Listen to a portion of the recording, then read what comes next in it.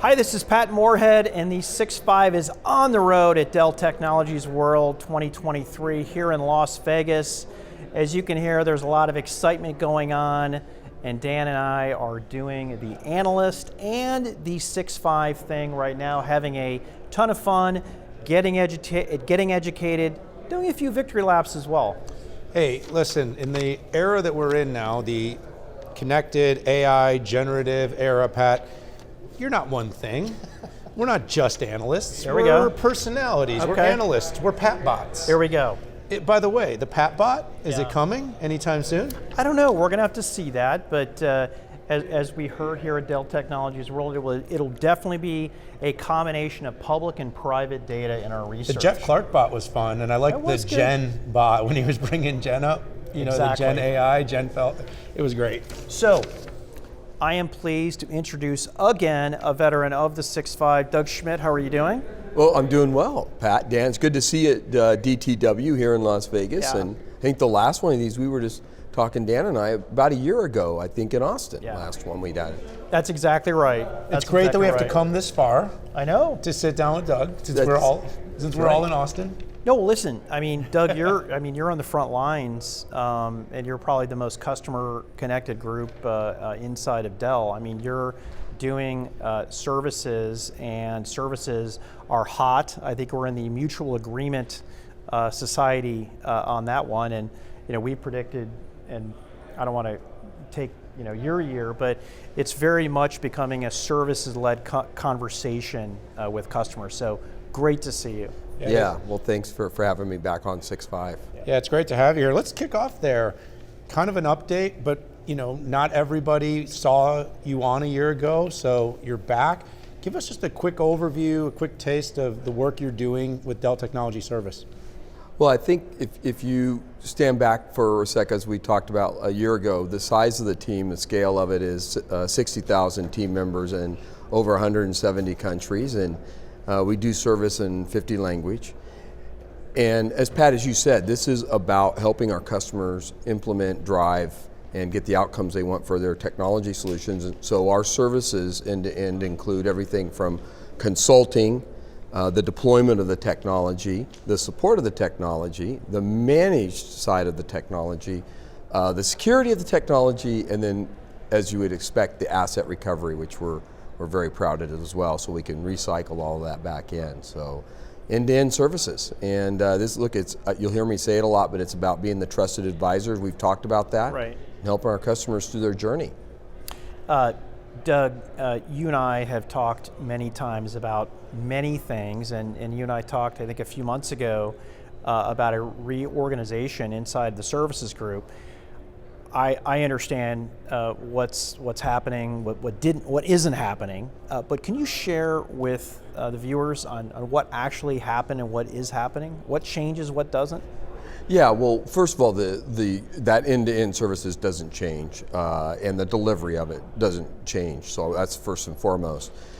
But you're right. Inside that end-to-end support that I talked about, right, which most people would think of as the break fix, the traditional services kind of, right, that we've all probably grown up with.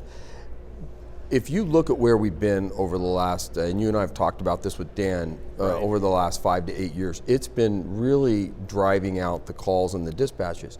The reason is we know our customers have a higher eNPS, or, they're talking about their NPS scores, when they don't have an issue.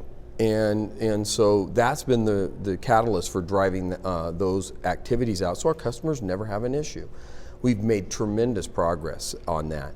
When you look to the next 4 to 5 years of how to continue that, so our customers don't have issues and it's seamless, we have to get closer to the product. Right. We have great telemetry from that proactive, predictive support we have. How do you get that built into the products quicker? How do you get issues resolved with that telemetry quicker? It makes sense to get it closer to the product, and so that's where we moved it to. Makes a lot of sense. Yeah, and we have high benchmarks for where we want to go with that as well. Right. So. Yeah, absolutely, and I see so much change coming, and I think we'll hit on that a little bit with you later, Doug. But first of all, 60,000 I know, team no, members. every time he says languages, that, it's scale, and that's Dell Technologies. There's a lot of Dell. people Doug, and someday you'll have to pick your brain on how you keep them all smiling. But Good team. one thing about kind of keeping them all smiling too is the customer. And this year, we have our 6.5 Summit coming up, and our summit's all about what we call navigating rough waters. I think after a big boom for a few years, induced by whether you could say it was the pandemic or what caused it, we were all predicting somewhat of a slowdown in 2023. And while you could debate whether tech will slow down, because it could be deflationary, it could be, you're out talking, like, what's the sentiment on here in the US, on a global basis, kind of how do your customers feel about all that's going on in the macro environment? Well, that's a great question, and I think you're hearing it as well as I am from customers here at DTW. That is the case. I would say there's some themes though, and we've talked about these themes, and I always like breaking them down into themes that are a little easier to digest. We like simple. Simple Top works. 5 things my customers are saying. Now wait, just so we're clear, I didn't call you guys simple. I said I like the theory simple, So, we're still friends. But no, all joking aside, part of that, and actually in talking to you and others, we actually kicked off a Forrester survey about 9 months ago where we asked that and where the trends were at. And there were some interesting things. One of the key ones, before we get into what we were seeing for some of the trends, was back to what you were saying at the very beginning. About 71% of those customers said they are looking for assistance, professional service assistance, right, to help them with their journey. That was clear. So it just echoes what you were saying, Pat. But those 5 themes really start. You aren't going to be surprised. Security comes up as one of the top themes. Yes, things are moving faster, but there's internal pressure, external pressure to make sure all of this is secure. And one of the good things we have inside the services is helping the cyber vault solutions. We have all of our issues in helping with incident management. And we just launched MDR 2.0, which is the managed detection and response for end-to-end, where we can help our customers manage that. The second one that you've talked about is multi-cloud. You've been talking about that for a while, Pat, and I have. And I'll let everybody know that I have. Yes, and so main stage. You heard Michael and Chuck talk about it yesterday, and you heard Jeff just echo that today. So multi-cloud, helping our customers, and this is an important piece. Right. By design, building multi-cloud, and so that's a key one. Third one is the edge. And it's funny, I get a lot of customers ask me even sometimes, and this is okay, is that why it's here. We're all learning from each other. What is the edge? And I always go back to, right, look, it's just take the store. We heard the whole story today from Gil on buying ice cream in a store. The shelf detects when it's removed. It places the order, goes to the manufacturer all the way down to production. That is the edge, and we're helping our customers deploy that as well as design it. So that's a key one. Hybrid work, the fourth one. COVID definitely sped that trend up, and what we're seeing in that is customers are looking to help manage that end-to-end life cycle for the client products. We launched our Apex PC as a service, another item that we've talked about right, numerous times, so we're looking forward to that and helping our customers with that. And then tying that all up on the fifth one is this trusted advisor, helping our customers through all of their technology journeys, as well as getting the outcome. And that's going to be the key. So those would be the 5 things that we're hearing here. I would also say that I don't think those trends, similar to how hybrid work was escalated in terms of how fast we went to that trend with COVID. Right. I think these economic headwinds are actually accelerating the trends we saw a year to 2 years ago coming out. So yeah, I'm curious, is there any special way that Dell Services is responding, particularly to the recent turbulence? Having to create either new and different products, or maybe approach a product differently based on some of the recent turbulence, or which I think is pure Dell fashion. It's full steam ahead. You had predicted some of these things, and you're responding to it with what you outlined previously.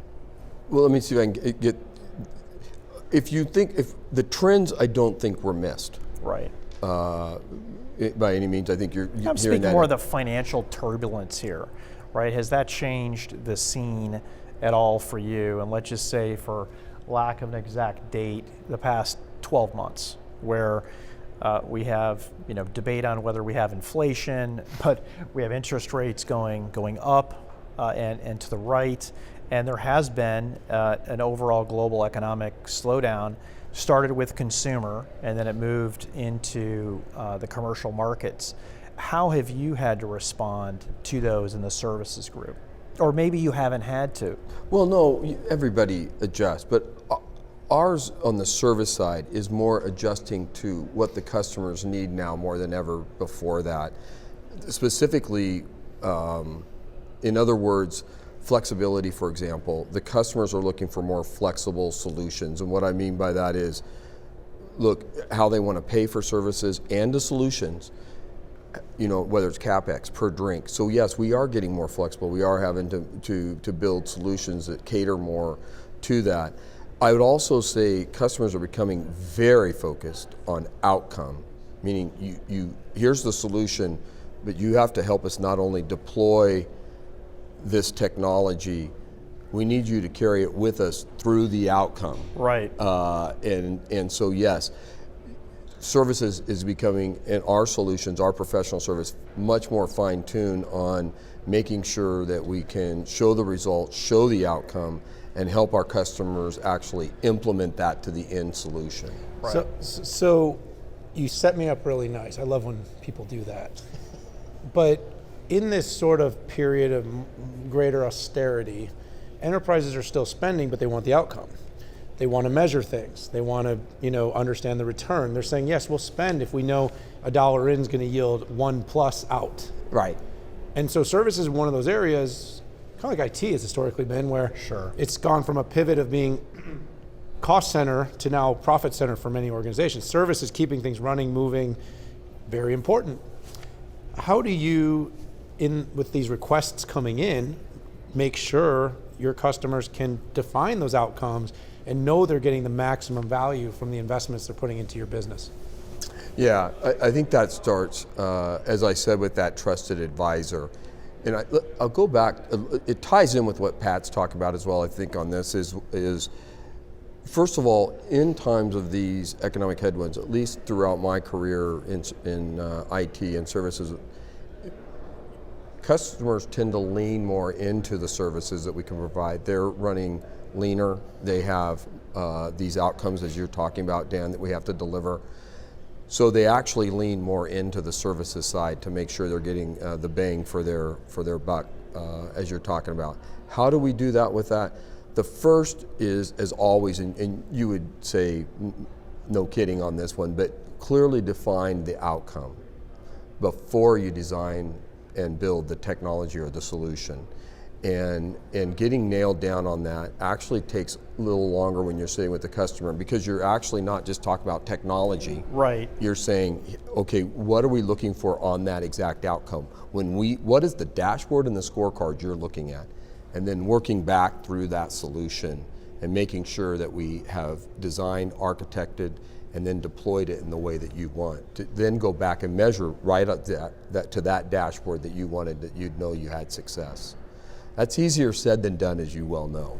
It is, and having spent a few years executing things in prior career, this is very tough. And one of the hardest things is not only delivering what customers want today, but also taking time and resources and budget to plan for the future.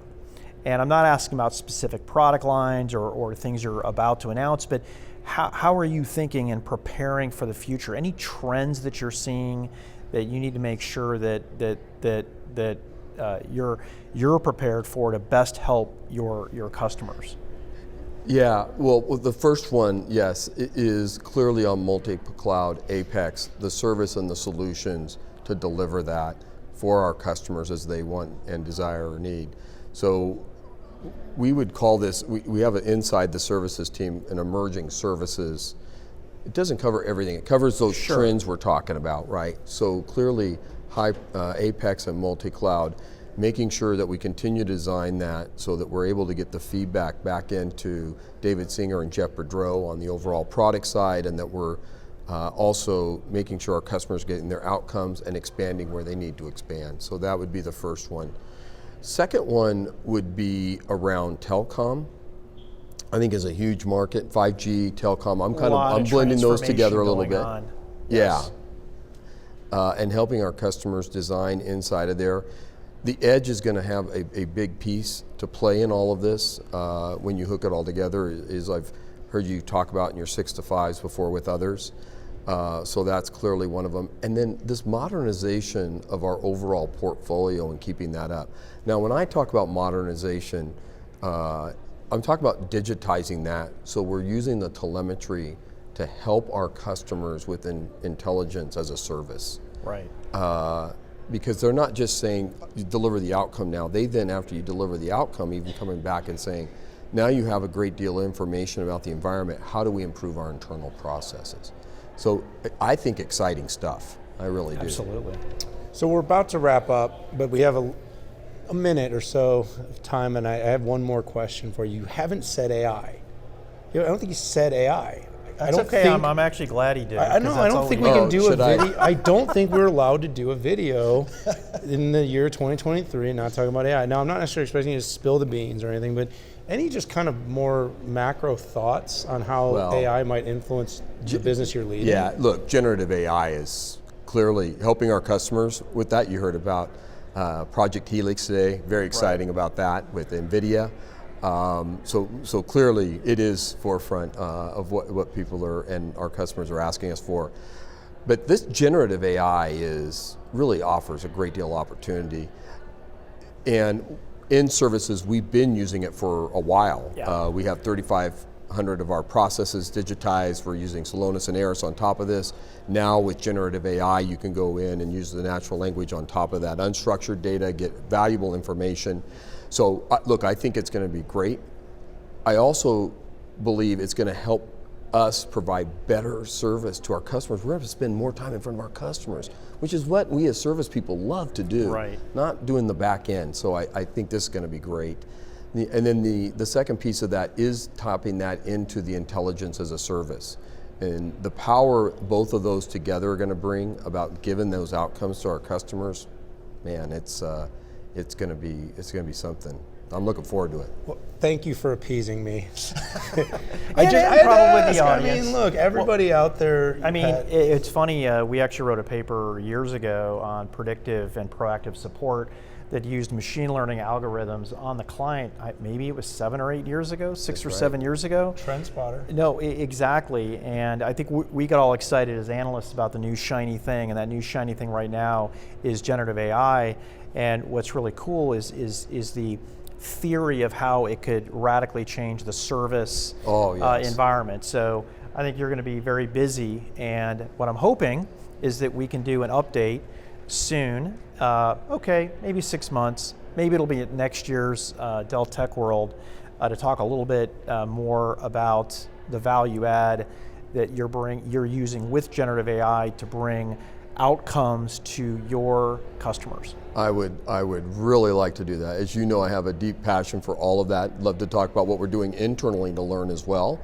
We've made a lot of progress, and again, you're exactly right. We're going to be able to provide better service, spending more time in front of our customers with generative AI. Yeah, and possibly, Pat, it'll be the three of us, if we can't get our schedules, meeting in the metaverse, doing it with our avatars. That's right. Using generative AI, and then we can transcribe, create the supercuts, and share them with the world. I don't know. I like spending time with Doug. I do too. So, I do too. Schedule permitting. Yeah. Doug, we'd love to see you again soon. Well, Thanks so excellent. much for joining us. Well, thank you very much for having me. All right, everybody, there you have it. It's Dell Technology World, and we're the 6.5 on the road. Excited to have you tune into all the episodes here from the event. But for Patrick, for myself, it's time to say goodbye. Thanks for tuning in.